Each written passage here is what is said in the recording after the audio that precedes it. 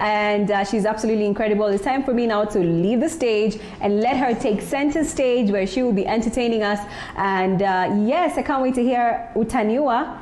Watch out.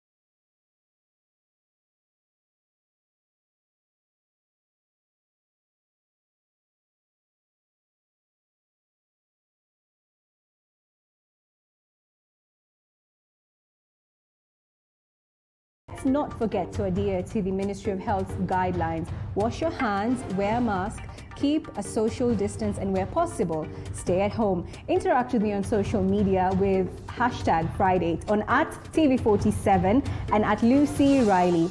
My name is Lucy Riley, and for now, let's take a look at the highlights.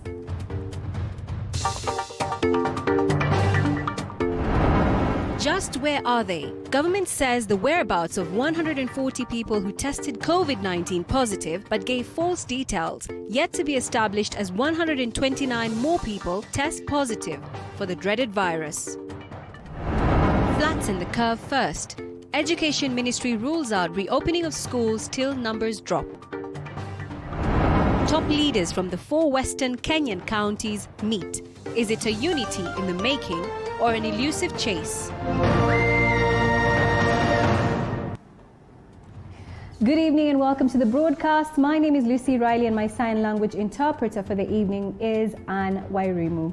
Now, for the third day in a row, Kenya has recorded more than 100 cases of COVID-19 in a single day. This, even as the Ministry of Health says it does not know of the whereabouts of 140 people who tested positive for the dreaded virus, but gave false details, making it impossible to trace them. Ali Logova with the details.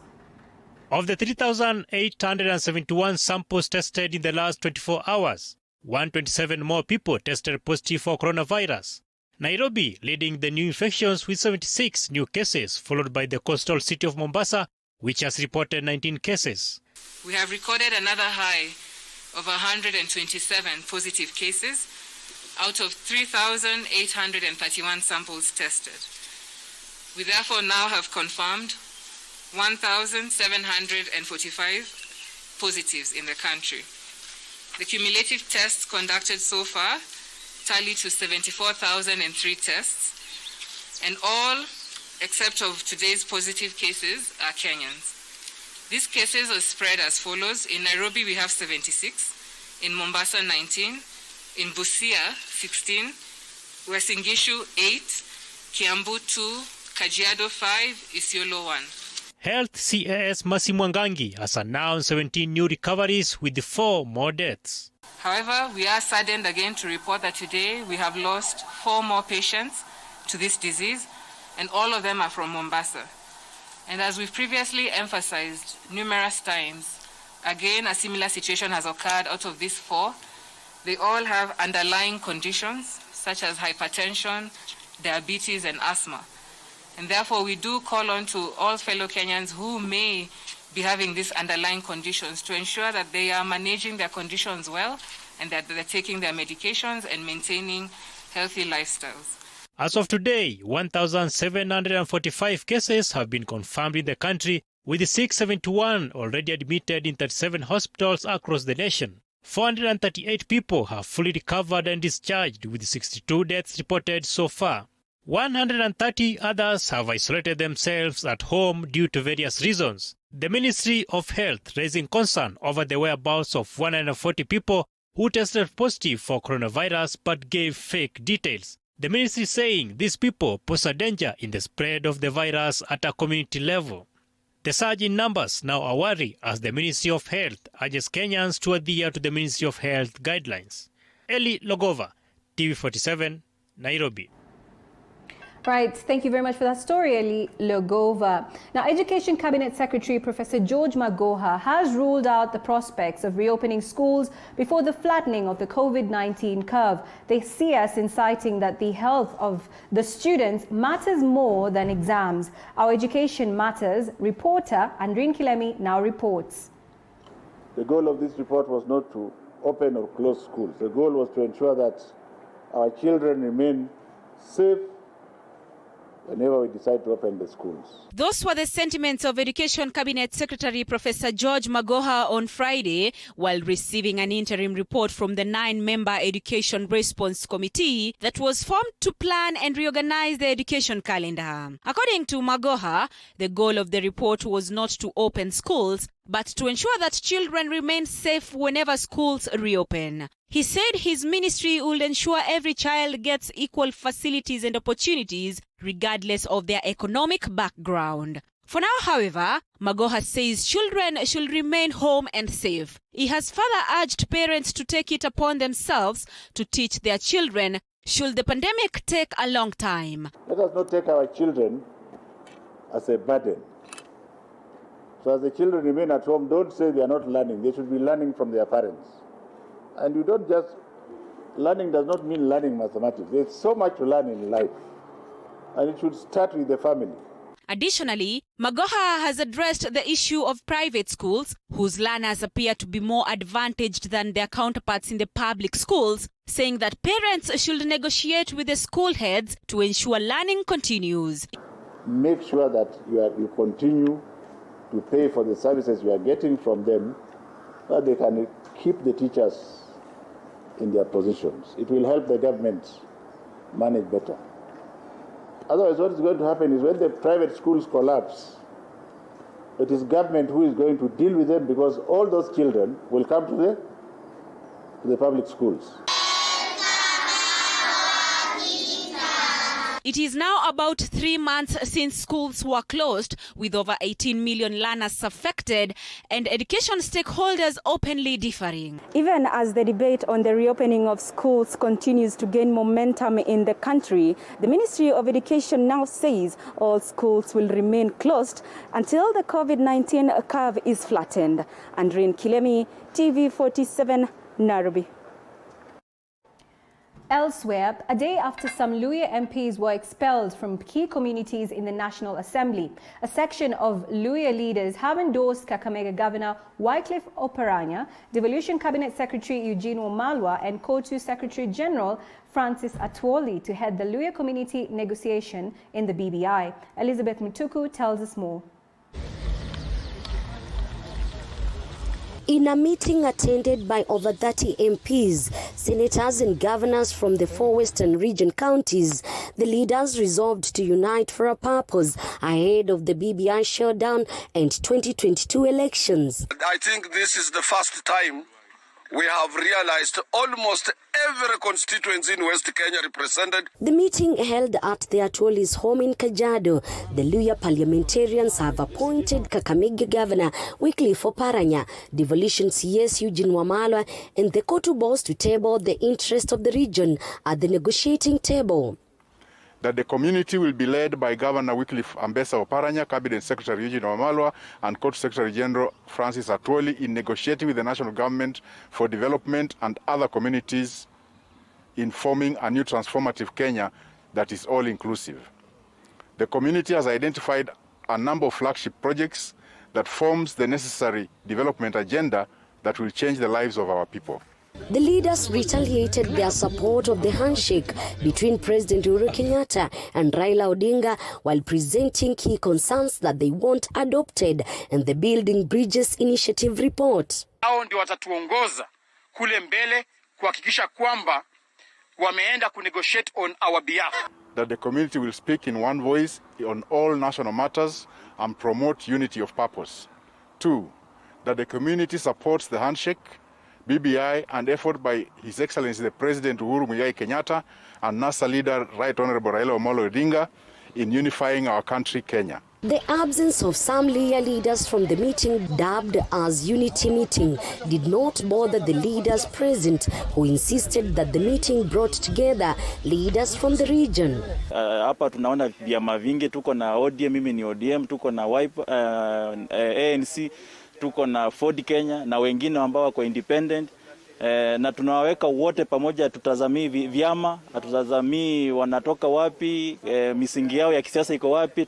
Tuko hapa kwa msanyiko kwa jumla kwa niaba ya wananchi wa mkoa wa Western. However, Amani National Congress Party leader Musalia Mudavadi, who did not attend the meeting, insists that this wasn't Luhya meeting but a section of leaders out for their own gains.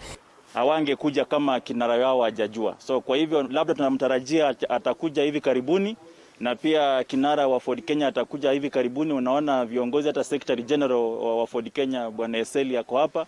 Hiyo ni kumaanisha wote wamealikwa na wote wanajua kwamba kuna mkutano na kuna madhumuni fulani ya hii mkutano. Elizabeth Mutuku, TV47 Nairobi.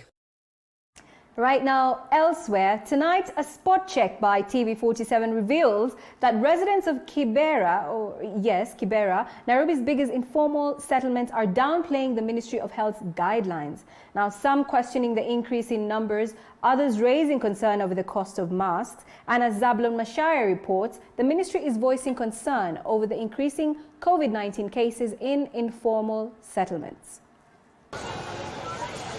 This is Kibra, Kenya's largest sleepy slum at the heart of capital Nairobi.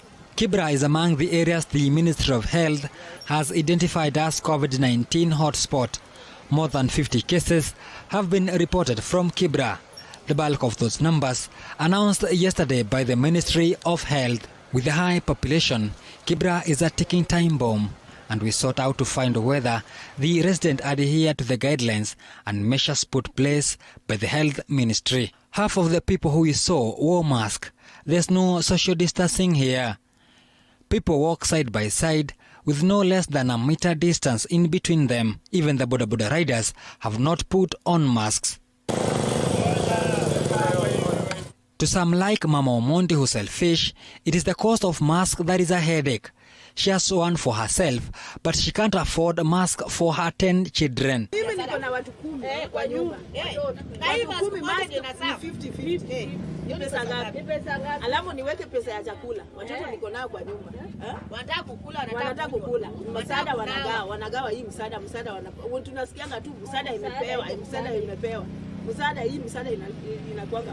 According to the resident we spoke to, they say they haven't witnessed any mass testing exercise being carried out in the area. They question the numbers the Health Ministry released, which show a surge in numbers from the area. Sijawahi sikia wanapima watu pahali.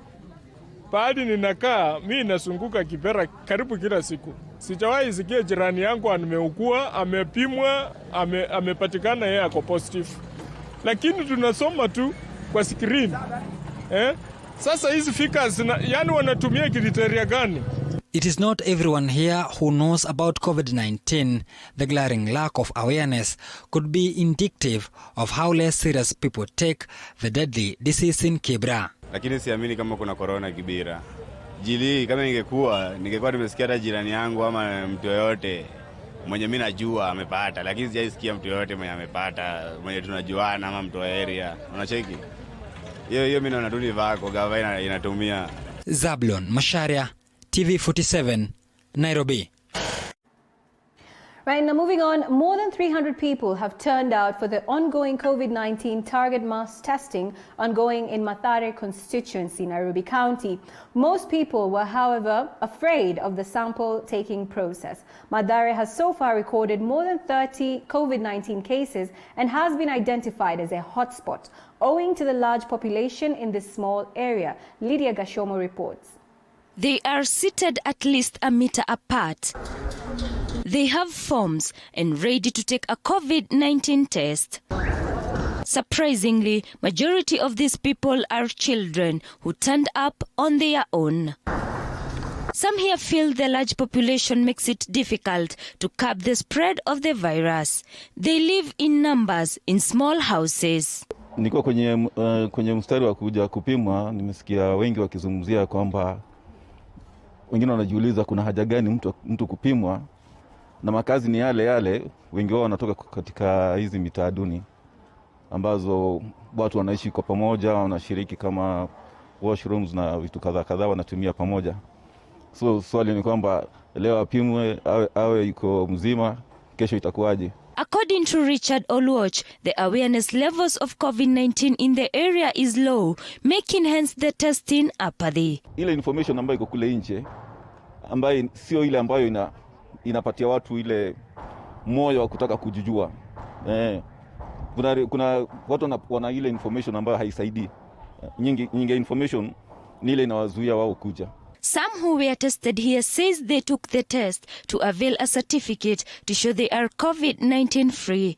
Joseph, for instance, is a driver who needs to present a certificate in his duty of transportation. Mimi nakuanga driver, nilikuwa nataka kutravel, nikasikia kwamba mahali tunaenda, nilikuwa naenda Nyanza, nikasikia mahali tunaenda hauwezi enda bila certificate. Sasa nikaona ni vizuri nikuje nipimwe, at least hata nijue hali yangu. Most of the people whose samples were taken are urging others to turn up for the testing since it will help curb the spread of the deadly virus. Ningeshauri watu wote waende wakuje wapimwe na wasiogope. Hiyo kitu haiumizi hata kidogo. The number of confirmed COVID-19 cases in the country continues to increase, and it is the adherence or the lack of it in areas such as Mathare that pose a challenge in flattening the curve. Lydia Gashomo, TV47.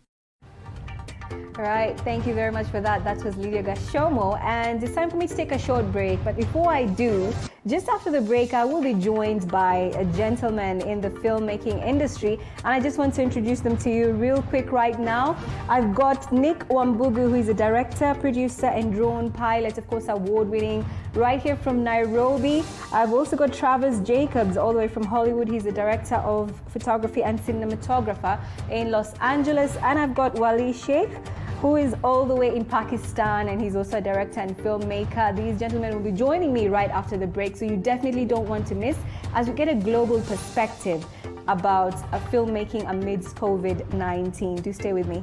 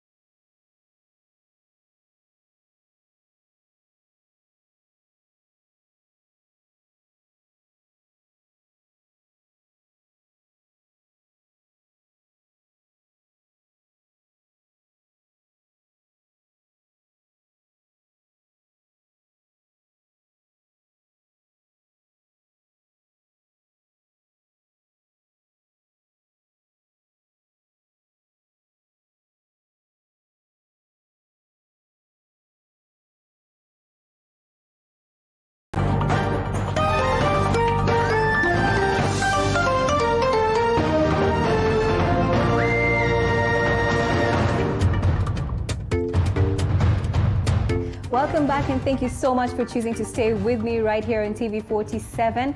Of course, if you're just joining us right now, the hashtag is FriDATE, and we've got a lot in store for you this evening, and we just want to dive right into it. Right now, we are talking about film making amidst COVID-19, and of course, I've got an amazing, vibrant panel that has joined me, and I just want to find out from Wali, who is in Pakistani right now, how is filmmaking, or the industry responding or adapting to the changes that are resulting from COVID-19 pandemic as of right now?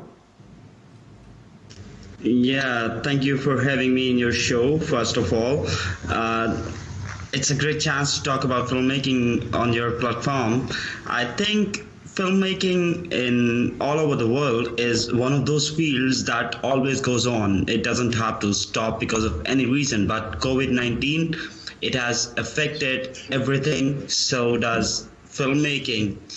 I think things have been changed. People are looking at the same things in a different way, and now everybody has to, adapt new ways of doing old things, I think. So like making films, making commercials, making music videos, for everything now the rules are strict. You need to go to the offices to get to the officers to get permissions, get like these rules are very strict now, and you have to think twice before taking a decision.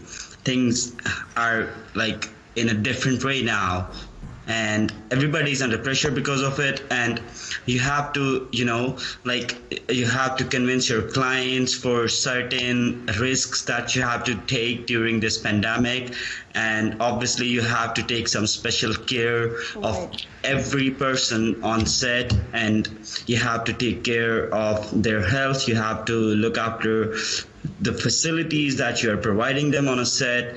So it's like a bit complicated now. Right, and Wali, when you talk about, of course, looking at different ways at doing this film production right now, we've seen that various industries even have started, putting a limited number of people on the set, or ensuring that, they have the face masks and sanitizers. What exactly is being done differently in Pakistani that, of course, is something that can also apply to other regions that's a little different now that things are not as they usually were? Yeah, obviously, first you have to wear masks, you have to have sanitizers on your back all the time. Then specifically, they are providing you with safety suits, the hazmat suits that you have to wear. And that's how you go on a set and you work. It's not the same, and people always have this fear on their mind while working. And I think as filmmakers, all we can do is to keep moving, keep giving people an example on how your passion and your passion and your drive for making films can help you during this. Like recently, I've been working on a script about COVID-19, and it was on air last week, and it gave people a message how they can protect themselves while working on anything that they want to work on. Right. And I just want to hear from Travis right now. Virtual filmmaking is actually taking center stage in reopening Hollywood. How adaptive is this to videographers in Hollywood right now? Well, it's a bit complicated. It definitely doesn't allow for the cinematographer to be hands-on with camera. I don't know. I think now it's a temporary fix. It's a temporary way of capturing and producing content in a very safe manner. I don't know if that will stick as a main platform. I think as time passes and regulations by studio heads and union heads come to order, we will go back to set, and there will be a sense of normal acquisition of filmmaking. Right, and I just want to hear from Nick, who is right here in Kenya. Of course, we're seeing that the US is trying to adapt virtual virtual actual filmmaking. But do you think that this is something that can be adopted right here in Kenya? And really, what is it that can be done innovatively to cushion this industry? What I think, definitely we can pretty much adapt the virtual filmmaking. And as well, I was speaking to a friend of mine today, and he was talking a lot about how around this time pretty much is the time where, we can, do the artificial intelligence technology filmmaking, because as it seems, all our work is all about contact and, and social distance, it's close proximity among people. So definitely, it's possible, and pretty much this is a time as well, if guys have never thought, because also the COVID thing just came randomly, so guys have never thought of, maybe figuring out how to do artificial intelligence or virtual reality, but this is pretty much the time, and it's possible as well. Right, I want to get back to Travis all the way in the States. Right now, definitely we have the pandemic with us, but how is your nation actually remaining innovative as far as teaching cinematography and filmmaking during this pandemic? Yeah, that's interesting. Obviously the school systems have closed in terms of an on-campus presence. I think social media has really launched in terms of different Instagram users hosting different cinematographers from around the world and hosting live panels and live discussions. People can comment and chime in. I think that's a really nice way, one-on-one with the cinematographer from a movie that you favor or are interested in. And that's kind of the continuing education that is present. And I think people have really launched to live platforms, and people engaging with live as we are now. Right, and especially seeing that this is actually a type of a craft that you have to do practically and virtually becomes a little difficult. But let's talk about post-COVID. What differences and changes should people expect, especially when it comes to the production post-COVID-19? Well, sets can range from, like 50 people to 150 people. I think right now the studio heads and union heads are really clarifying the regulations and really developing how we will go back to set. I think it is close proximity in these different on-set scenarios where I think a lot of the makeup artists working with actors is going to be things to look at, and it's just really complicated right now. Yeah. All right. I want to get back to Wally. I just need you to tell me what is actually being done in Pakistani to cushion the industry during this pandemic time. Yeah, thanks. If we get to talk about the industry here in Pakistan, it's more like the industry I've seen in Kenya while I was there last year. This industry is rising with time. It's still getting back on its feet with time.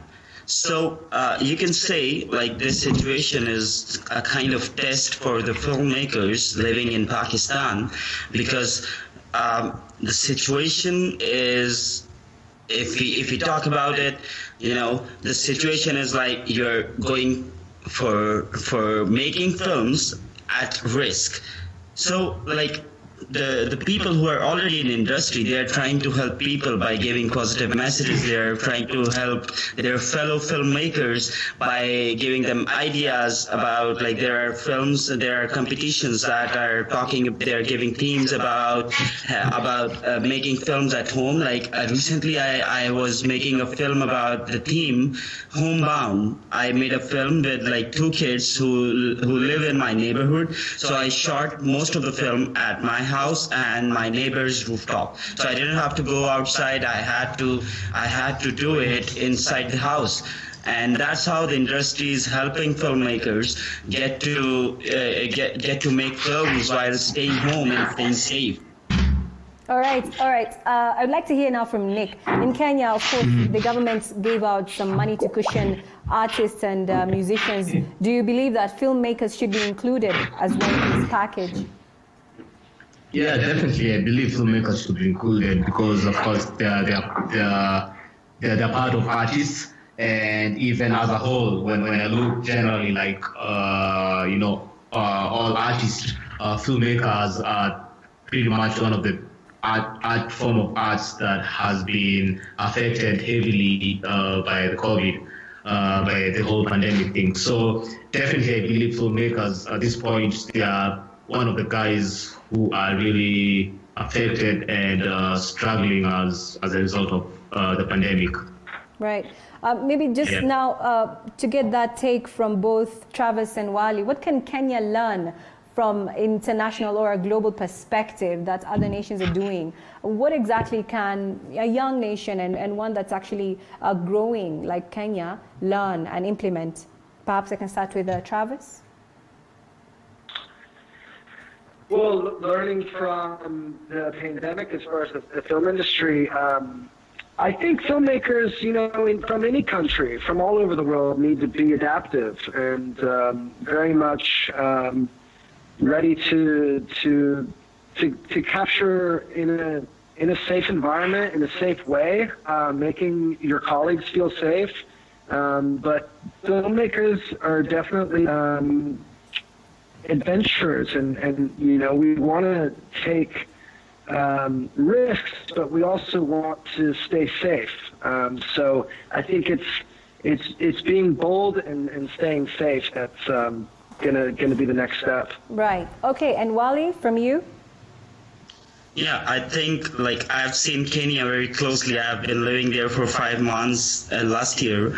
I've been shooting in Kibera. I've seen the situations in Kibera. I have seen situations in the wonder like Masai Mara. I think Kenya, as being a young nation, has the greatest opportunity to show its real image to the world rather than what the world already knows through propaganda and stuff. I think filmmakers there, also here in Pakistan, I think filmmakers from underdeveloped countries, they have this chance, a bright chance to tell stories that nobody knows already. So I think my advice to Kenyan filmmakers would be keep doing, help people as much as you can so they can help you back when you need them. So I think it's like a give and take process. You keep doing, you keep learning, you keep doing, you keep learning. All right, fantastic. I like that, telling untold stories. And then finally, of course, to Nick Wambugu. What does the future of filmmaking in Kenya look like? I would say the future of filmmaking is pretty much just to top on what Travis has said. As much as we have all this pandemic and everything, and the social distancing element and everything, as filmmakers, we have the ability to adapt and to know how to go around the situation, also without affecting people. And as guys, I think we are good at that. And I'm pretty sure that the future of filmmaking in Kenya we'll be able to adapt with the situation. I mean, I foresee in days where filmmakers, have all pretty much, if it needs be, like they have all this, suit and everything from top down, but guys will still be filming because, guys just love it besides being a job. Right. All right. Thank you very much. Indeed, that was very insightful and valuable. It's time now for us to take a short break. But before we do, I just want to once again thank my amazing panel. Of course, we had Nick Wambugu, who is a Kenyan videographer, drone pilot, and a director. We had Travis Jacobs, all the way from Los Angeles, Hollywood. He's also a film producer and cinematographer. Then we had Wally Sheikh, who is a director of photography and a director, of course, and filmmaker, all the way from Pakistan. Thank you so much. It's time for me to take a short break, but when we come back, we've got a lot more in store for you.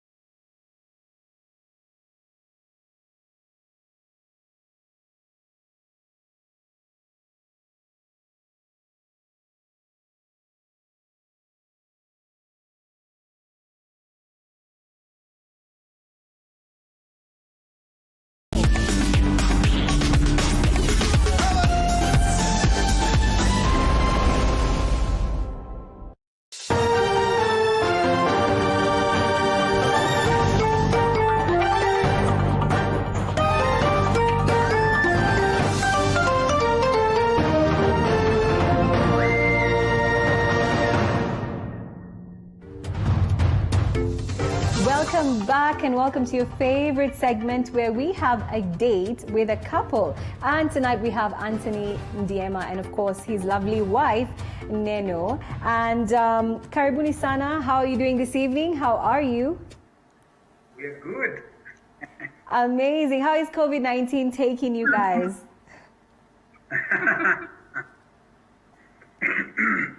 We can't complain. We can't complain. Super. That's really good. So I want us to dive right in and, let's talk about how long you guys have just been a couple together. Over 8 years now, and how you met was so interesting, of course, through your friend, Anthony. You met her through your friend, right? And just tell us what really is the source and the juice behind staying together for all these years. Wow. I think that one, it might sound like you have to love each other every day. And loving each other means you have to work hard, I mean, to keep working hard every time so that your marriage thrives. Yeah. Fantastic. And what about you? What do you think, Neno? What do you think is a juice and the secret behind all of the success you've been having? One, it is God. Yeah. God, because we are completely different adults, but God has helped us to be together. But number two, also the commitment to make it work. We did not come in with an option to leave. So since we are here, we were here to stay. And it's 9 years, almost 10.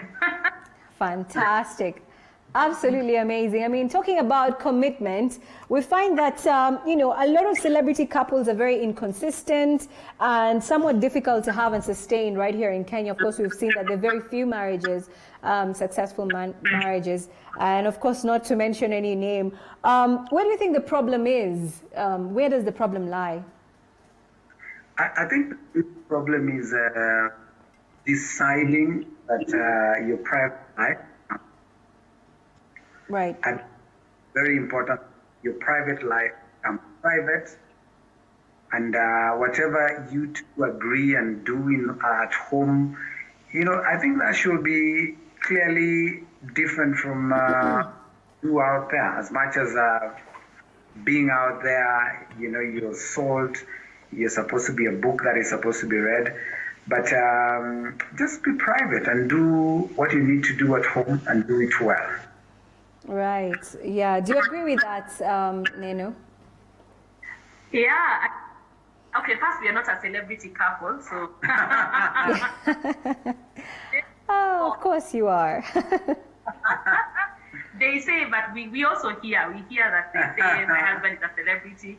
But truly speaking, in our house, we are not celebrities. Right. And we never, ever remember that there's a limelight on us and all that. Because as soon as that gets to our heads, then we will change the way we treat each other, our lives, the way we treat our children. So for us, they even that there's something like limelight or celebrity that exists, because that's not our life. Right. And how much of importance is faith to you as far as your marriage is concerned? Faith is everything. Because we never got into marriage knowing how to be husband and wife. So faith is believing that that there is a God who will guide us to know what to do. Right. And totally on him, and we could say he's the reason for why we are here. It's still together. Right. Before I get into another question, I just want to briefly get into this quick fire segment and see how well you know each other. And you have to answer this in the shortest time possible. Whatever comes to your mind is the best answer, right? Ooh, okay. All right. What food reminds you of your spouse? What food reminds you of your spouse? I'm going to start with Neno. Ladies first. Really? Yeah. And what about you, Anthony? There's something called melange. Melange. The mix of everything. Sunday after. Right. What do you mean a mixture of everything? A mixture of what, and what exactly? ugali, rice, meat, inji, potatoes. Right.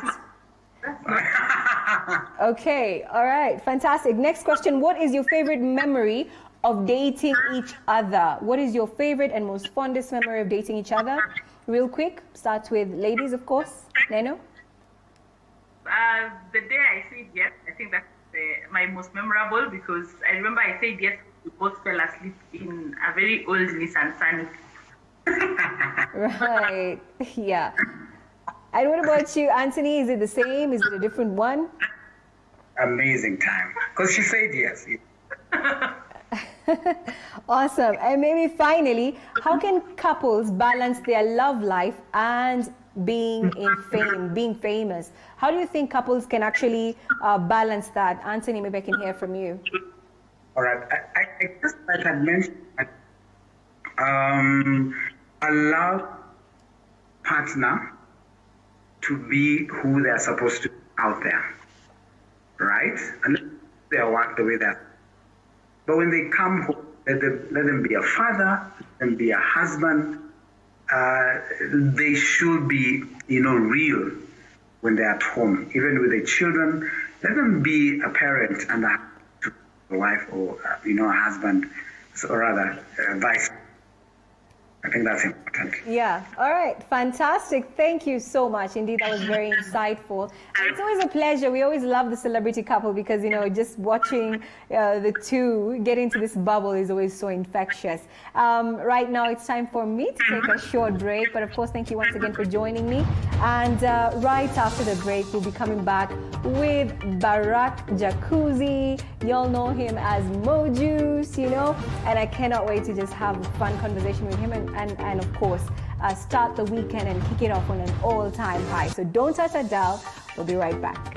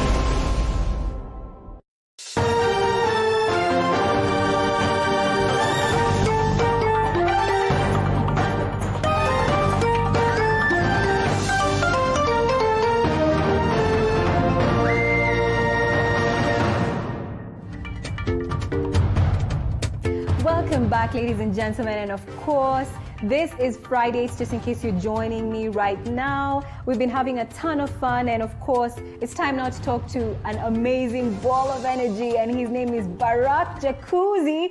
Hey, how you doing? Now, is this thing on? Yes, you are on air right now. How are you doing?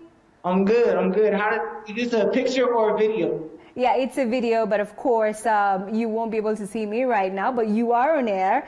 And yes. How you doing? I'm fabulous. I'm really good. And how you doing? Where are you right now in Nairobi? I'm at the studio. All right, cool. So listen, let's just dive right into it. Everybody wants to know, is Barack Jacuzzi single, or is he seeing somebody, or perhaps he's even married? What you think? You tell me. I don't know. What you mean? See, I'm putting the question back on you, kaboom. What you think? Do I got one of those single or them taking faces? All right. Well, tell us the truth. Are you single or are you not? Everybody's watching, so the truth has to be said. I just want to know, do I look single or taken? I want to know what kind of face I got. All right, then, of course, the viewers will tell us if you look single or not. But just off the record, I think that you look taken. I look taken? What? All right. I am. Drum roll. Next question. What's up? All right, cool. Champagne. Talk to us briefly about the making of this newest song of yours, Champagne. So yeah, Campaign. I made that song in December, right before quarantine happened. And that's just the life I was living at the time. It was a lot of biddies, a lot of cars, a lot of champagne. So I made the song in like 20 minutes. I didn't even remember it until I came back after like vacationing in Coast. And then I listened to it and I was like, damn, this is tight. And then we made the video and then like quarantine happened like a week later.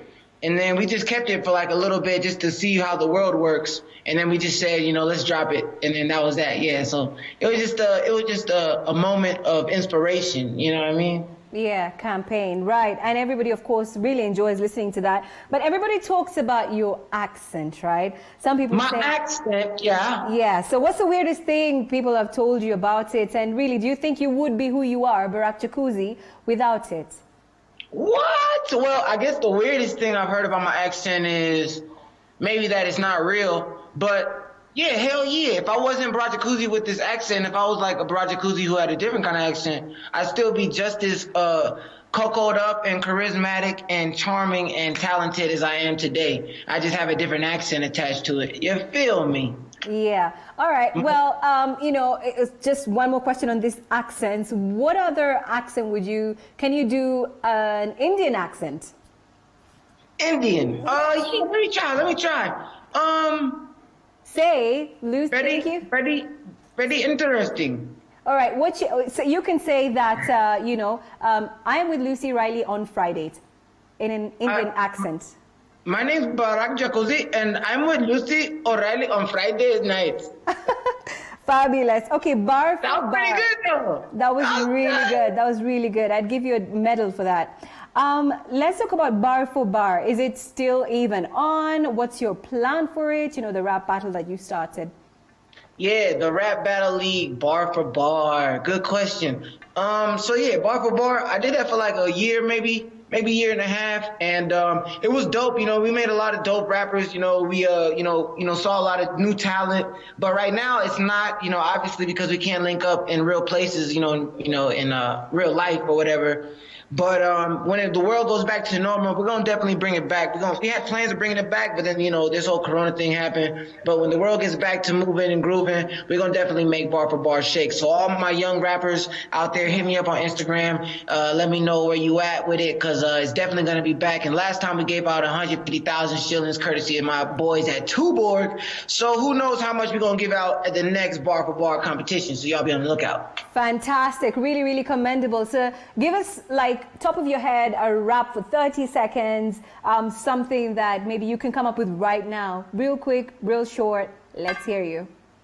Damn. All right. Well, I'm sitting in the house Lucy want to know what I'm about. She asking me, am I single or do I have a spouse? Stop all that and put it in your mouth. I'm from the South, but I stay up in Nairobi. You know, I already know I take shots like Kobe. Chilling in your hood like the homies. Yeah, I don't even gotta get rolly. Yeah, I don't know. You know, just some bars. Hey, that is really dope. Yes, love it. So listen, you and Shopperman have done songs before. Are you planning on any collabos soon? I mean, I know definitely there's a COVID-19, but what are your next moves? Nah, I was with Shopperman today. We was in the studio today working on some stuff. So yeah, we got a whole bunch of music actually. We just haven't put none of it out. It's just, you know, how the song, how should we drop it, all that jazz.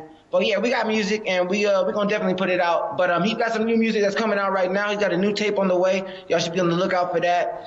And yeah, so be on the lookout for Shopperman's new music, but we're gonna definitely put out some work. Don't worry about that. You know, Shopper, he's the GOAT. So all hail Shopperman. You feel me? Fantastic. So, you know, how are you coping during these COVID-19 times? Is your clothing line... Less stressful sex, baby. Less stressful sex. Fantastic. Listen, how is the clothing line doing? Are you maybe making masks, face masks for everybody? I mean, I've seen Calligraph Jones is reviving, of course, is reviving the industry. Sorry, we have to take a short break right now. The network has a little bit of a problem. All right, let's take a...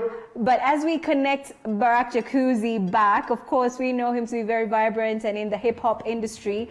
And he's refused to tell us whether he's actually seeing anybody or not. But we prepared something for you as we come back with Barack Jacuzzi shortly after this. Take a look at this because it's the talk of town and a lot is being talked about around the 200,000 Kenyan shillings that's actually being asked of from DJs when they're streaming music live. So we pre-recorded this interview earlier on, so take a look. Now, you need a public performance and special broadcast license to stream live music. Now, according to MCSK, the special broadcast license is issued at a flat rate of 200,000 Kenyan shillings a year if you're not making any money from using the musical content. Has it always been there, and why now? That is what many of the DJs want to find out. Yes, the requirement that the DJs are supposed to get a license for them to do what they do. It has been here for some time, it has been there, only that maybe most of them have not gotten to know about it. For me, I would say I don't think it's the right thing they're doing as for now, kwa sababu tukiangalia kuna wale ma DJ wenye hata akienda live maybe anapata 10 views, and from the 10 views wenye anapata they were saying kuna ma DJ wenye wanaeka their number ndio upate maybe the utume chip and all that. Now with the 10 views that unapata, how much ni watu wangapi watakutumia, and then it is not about ni kama ku appreciate mse. For me, I would say at this moment kila mtu anatry to make a living. Regarding the 200 figure, and I think this 200,000 shillings is what is bringing some discussion so far in so many circles. The official tariff that is gazetted for the 3 CMOs to use in terms of licensing DJs is that we are separating. If it is a normal DJ where there is no streaming, then they pay 750 shillings per event. You can imagine that's not punitive. There is also that option whereby a DJ, independent DJ, can get a license annually, which is only up to 10,000 shillings. And this is only for the gigs and events that are outside the regular employment of the DJ. If the DJ has an employment in a premise, in a pub, in a club, in a regular establishment that uses music, they are not required to get any license. For me to get the tips people are getting, it's not like we are getting a lot of money, like 30,000 or 40,000. You may find that DJ is just getting like 500 per session. If the session is like 2 hours, you may get maybe 500 bob. And that's just a tip to show appreciation, not to actually, it's just because now we are in a situation where we cannot go outside and actually earn a living. That's now, that 500 would now pay for maybe electricity or the next band. These artists, the same artists who reach out to the DJs for promotion, purposes and all that, that are the same, right holders who have assigned that right, the public performance right and broadcasting right, to the 3 CMOs to control. And this assignment means that anybody, the 3 CMOs have a legal, responsibility to ensure any usage of the declared work is paid for. Of course, that was earlier on, and we can always continue this conversation online. What do you think? What's your take on that particular move that Kekobo and MCSK has made towards, of course, DJs and artists? Do you think it's right? Do you think it's fair? Let's keep this conversation going throughout the week, and perhaps next week we'll actually be back to comprehensively talk about this topic. That's unfortunately all the time I had with you for this evening, and I'm sure you enjoyed it just as much as I did. I've been your host, Lucy Riley, and of course, the weekend has just begun. Up next is Club 47 with Marcus Garvey, and of course, tomorrow we have Bomba La Sana, so it is just the perfect and the right amount of entertainment. Enjoy your evening, and goodbye for now.